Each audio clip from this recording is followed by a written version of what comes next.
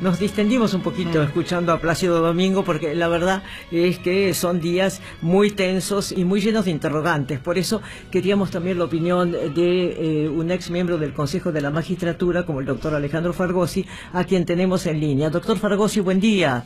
Buen día, Magdalena, buen día, Adriana, buen día, Miki. Buen día. Justamente acá estábamos comentando con Adriana y con Miki, ¿no es cierto?, el tema de la caída del pacto con Irán, ¿no? Marca todo un tiempo nuevo. Sí, una maravilla, es lo que venía prometiendo el presidente. Yo lo escuché como todos nosotros sostener esto, y como bien dijo el ministro de Justicia Garabano, lo que hay que hacer es no apelar la declaración de inconstitucionalidad y se acabó.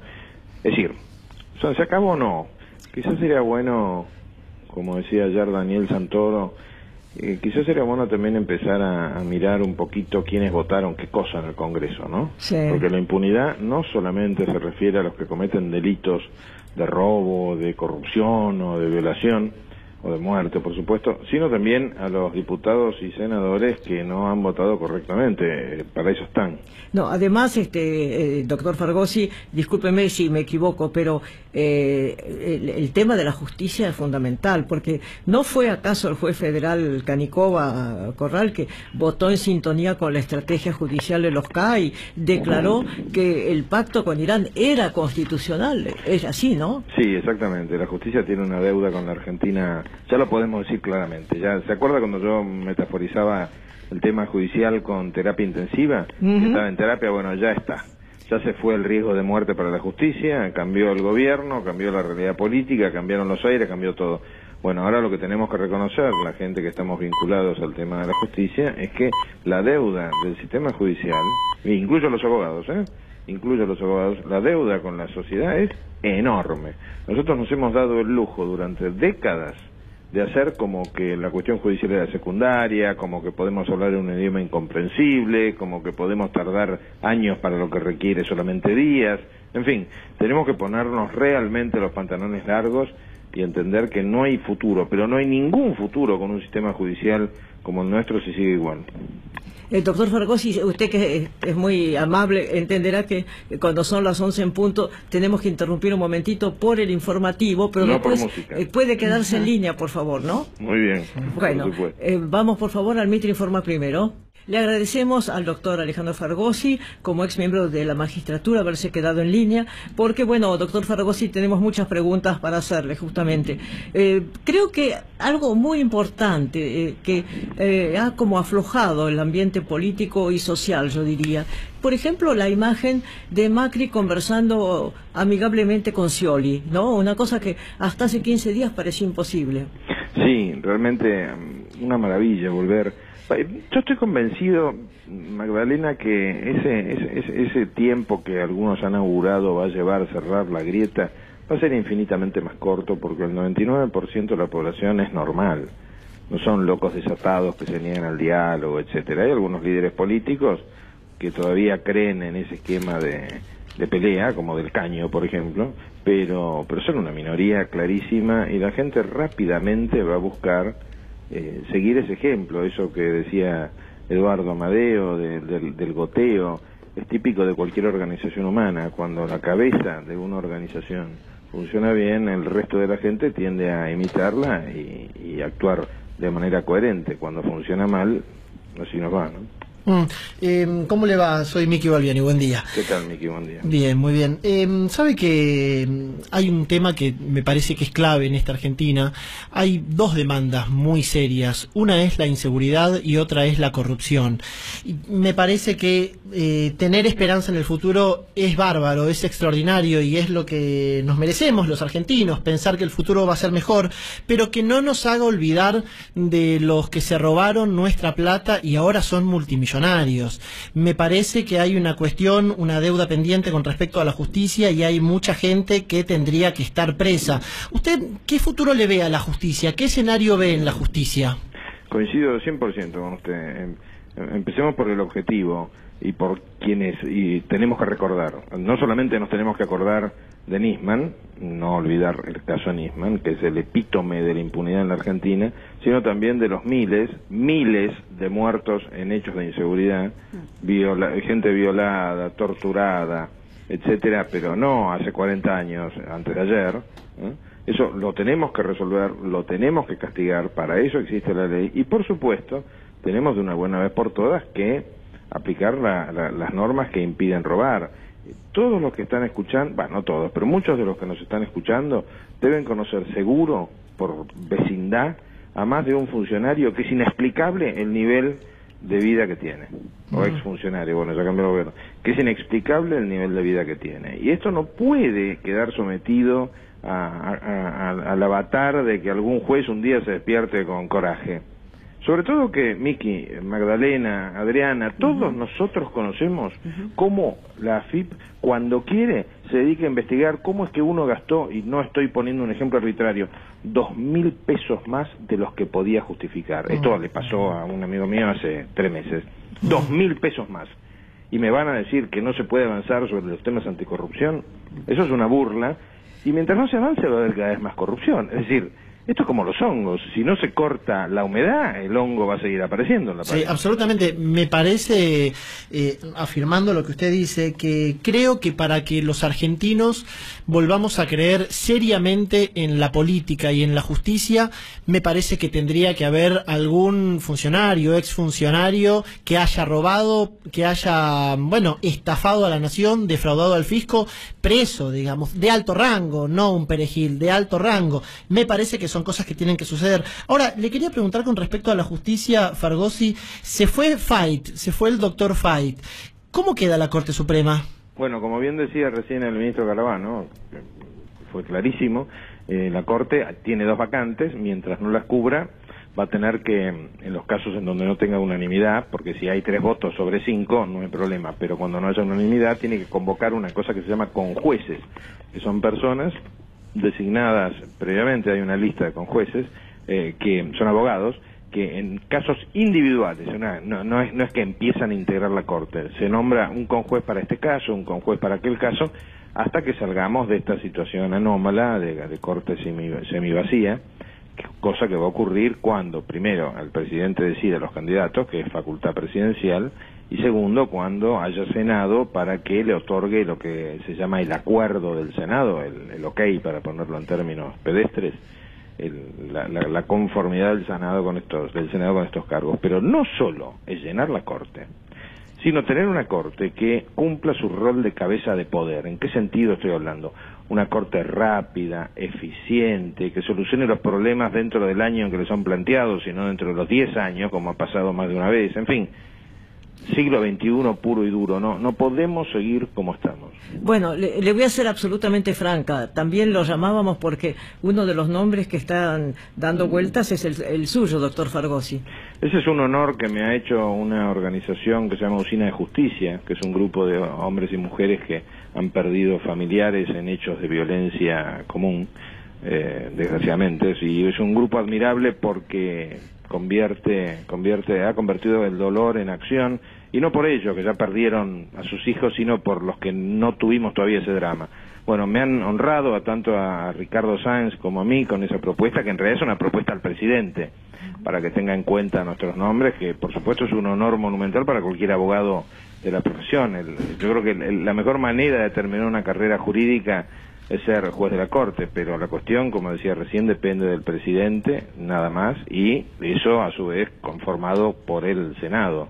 Bueno, sin duda esta es la primera vez que tocamos el tema con usted con respecto a su persona. Lo vamos a volver a tocar seguramente en las próximas semanas. Pero hay otros temas que quería también consultarle.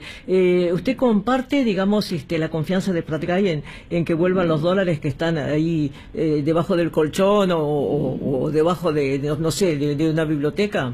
La comparto en la medida en que el gobierno vaya haciendo lo que parece estar haciendo claramente. Van 2 días de este gobierno, o sea, y en estos 2 días lo único que hemos escuchado son buenas noticias, en el sentido de que se comportan racionalmente, seriamente, dialogan, son gente de una historia seria.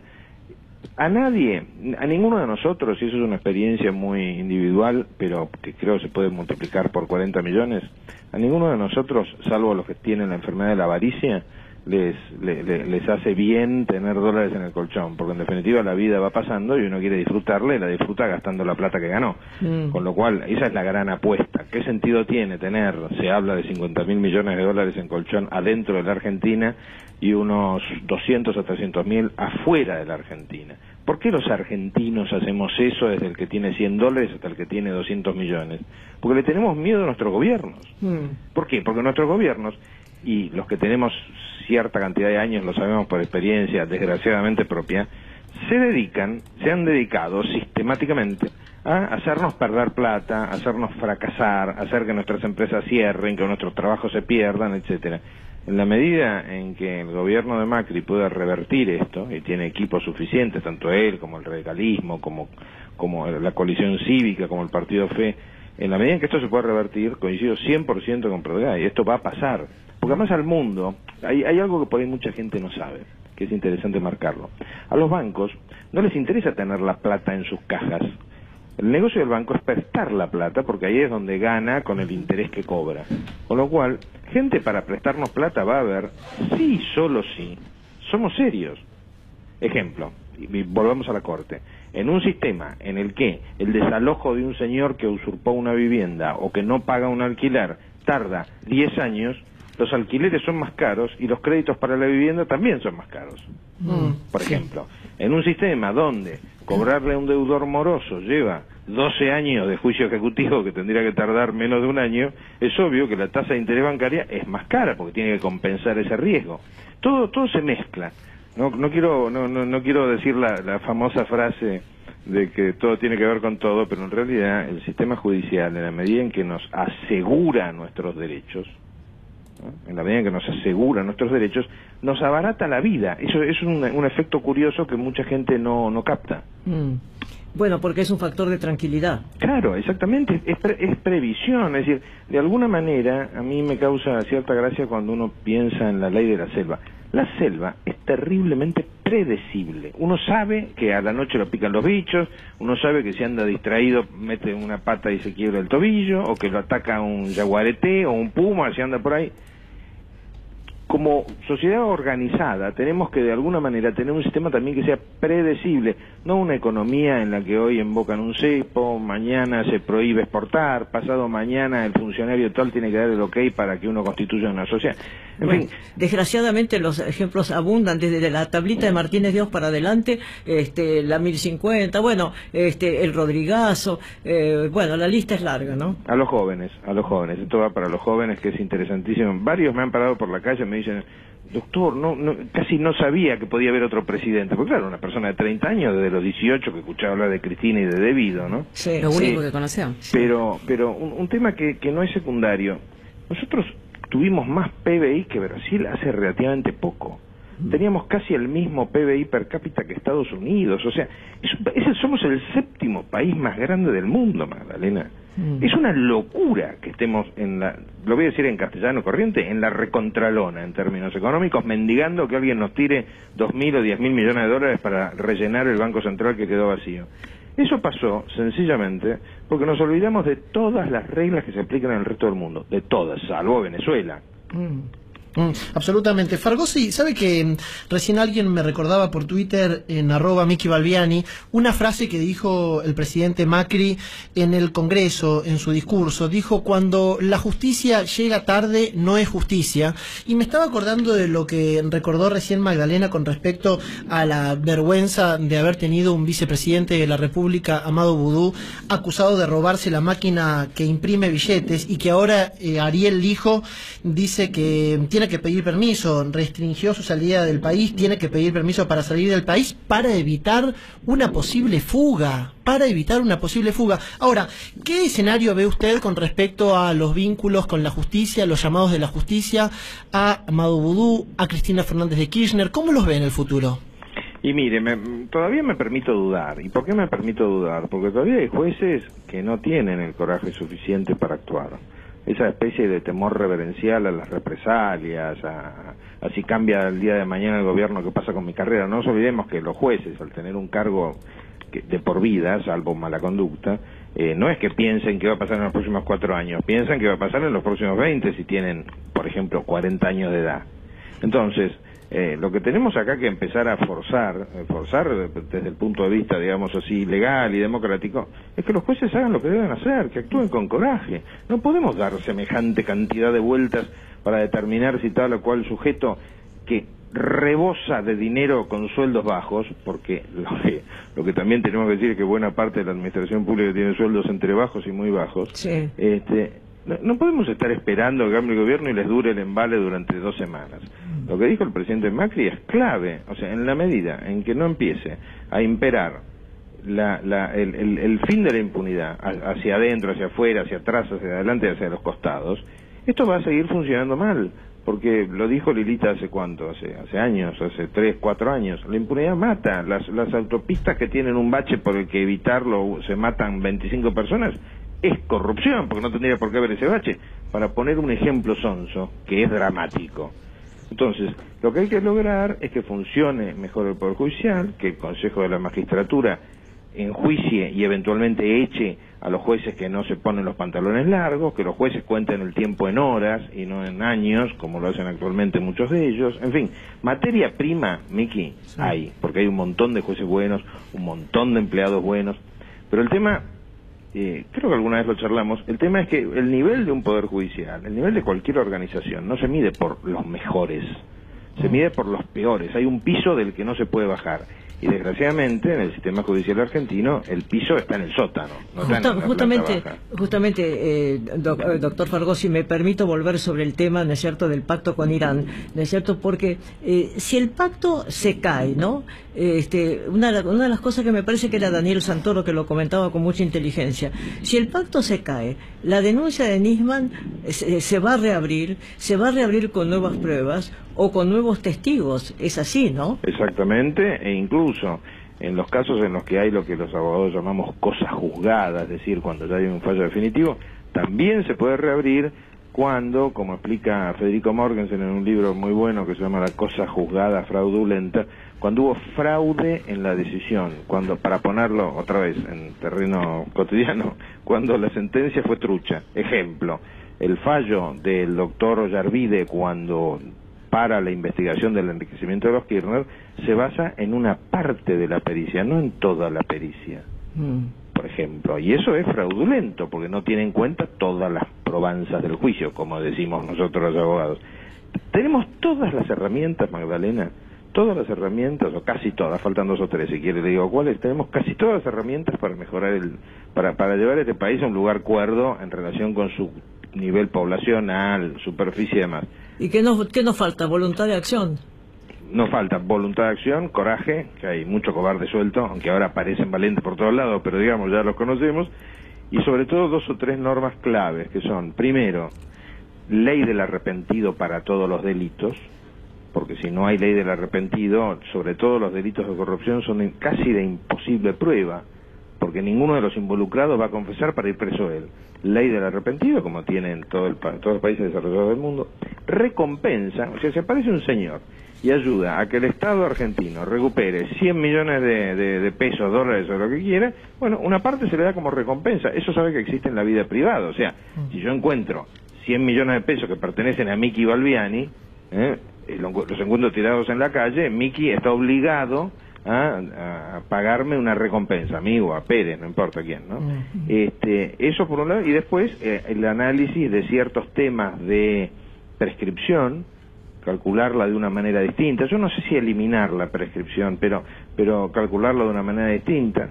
Sí, absolutamente. Sabe que la semana pasada hablamos con Laura Alonso, que va a estar al frente de la Oficina Anticorrupción, y nos comentaba que van a impulsar la ley del arrepentido. La ley del arrepentido que, por ejemplo, usa la justicia norteamericana para desbaratar toda la organización mafiosa de la FIFA en los Estados Unidos. Pero vamos a estar muy atentos a todo eso. Sí, es que es imprescindible. O sea, sin esa ley, Miki, la única alternativa es que aparezca Raskolnikov, ese personaje de Dostoyevsky, le agarre un ataque de culpa y confiese. Pero eso en la vida real no pasa, es una novela. Bueno, esperemos que nuestra vida no se convierta en una novela. Bueno, doctor Fargosi, muchísimas gracias. Muchas gracias por llamar. Hasta luego. El doctor Alejandro Fargosi, ex miembro del Consejo de la Magistratura, cuando son ya las 11:20.